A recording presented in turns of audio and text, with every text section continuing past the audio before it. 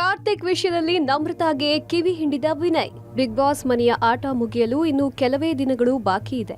ಇದೀಗ ಕಾರ್ತಿಕ್ ಜೊತೆಗಿನ ಒಡನಾಟದ ಬಗ್ಗೆ ನಮ್ರತಾಗೆ ವಿನಯ್ ಕಿವಿ ಹಿಂಡಿದ್ದಾರೆ.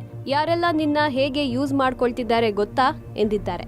ಬಳಿಕ ಆಟದ ಬಗ್ಗೆ ನಮ್ರತಾಗೆ ವಿನಯ್ ದೂರ್ ಹೇಳಿದ್ದಾರೆ. ಫಿನಾಲೆ ಘಟ್ಟ ತಲುಪಲು ಇನ್ನು 11 ದಿನಗಳು ಬಾಕಿ ಇದೆ. ಈ ವೇಳೆ ಕೆಲ ಸ್ಪರ್ಧಿಗಳು ಇದೀಗ ಎಚ್ಚೆತ್ತುಕೊಂಡಿದ್ದಾರೆ.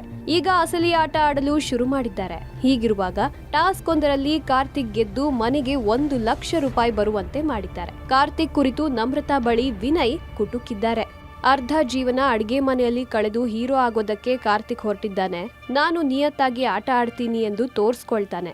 ಆದ್ರೆ ಅವನು ಹಾಗಿಲ್ಲ ಎಂದು ವಿನಯ್ ಕಾರ್ತಿಕ್ ಬಗ್ಗೆ ದೂರ್ ಹೇಳೋಕೆ ಶುರು ಮಾಡಿದ್ದಾರೆ. ಒಂದು ಕ್ಯಾರೆಕ್ಟರ್ನ ಹೇಗೆ ಡಮ್ಮಿ ಮಾಡಬೇಕು ಎಂಬುದು ಅವನಿಗೆ ಗೊತ್ತು. ಟಾಸ್ಕ್ ಒಂದರ ವೋಟಿಂಗ್ ಗಿಮಿಕ್ ಬಗ್ಗೆ ವಿನಯ್ ಕೋಪದಿಂದ ಮಾತನಾಡಿದ್ದಾರೆ. ಅದಕ್ಕೆ ನಮ್ರತಾ ನಮ್ಮ ಕಡೆಯ ಆಟ ನೋಡಿದಾಗ ಯಾರು ಸಿಂಗಲ್ ಆಗಿ ಆಡ್ತಿದ್ದಾರೆ ಎಂದು ಕೇಳಿದ್ದಾರೆ. ಅದಕ್ಕೆ ವಿನಯ್ 14 ವಾರ ನಾವು ಏನ್ ಮಾಡಬೇಕು ಅದನ್ನ ಮಾಡಿದ್ದು ಆಗಿದೆ. ಈ ಆಟ ಆಡಿ ನಮ್ಮ ಹೆಸರನ್ನ ಹಾಳು ಮಾಡೋಕೆ ಆಗಲ್ಲ. ಜನರಿಗೆ ನಮ್ಮ ಕೆಪಾಸಿಟಿ ಗೊತ್ತು ಎಂದಿದ್ದಾರೆ. ಬಳಿಕ ಕಾರ್ತಿಕ್ ಜೊತೆಗಿನ ಫ್ರೆಂಡ್ಶಿಪ್ ಬಗ್ಗೆ ಪ್ರಸ್ತಾಪ ಆಗಿದೆ.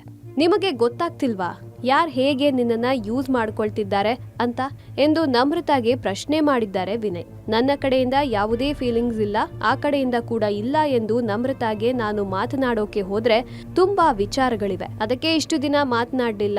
ನನಗೆ ಕಾರ್ತಿಕ್ ತರಹ ಚಂಗನಾಟ ಆಡೋಕೆ ಬರೋಲ್ಲ. ನನಗೆ ಮದುವೆ ಆಗಿದೆ. ನನಗೆ ರೆಸ್ಪೆಕ್ಟ್ ಇದೆ. ಒಬ್ಬರನ್ನ ಯೂಸ್ ಮಾಡ್ಕೊಂಡಿರೋಕೆ ಬರೋಲ್ಲ. ನನ್ನ 100% ಪ್ರೀತಿ ನನ್ನ ಹೆಂಡತಿಗೆ ಮಾತ್ರ ಅಂತ ವಿನಯ್ ಮಾತನಾಡಿದ್ದಾರೆ. ಕಾರ್ತಿಕ್ ನಿಂದ ನೀನು ದೂರ ಇರು ಎಂದು ನಮ್ರತಾ ವಿನಯ್ಗೆ ಸಲಹೆ ನೀಡಿದ್ದಾರೆ. Digital desk, public music.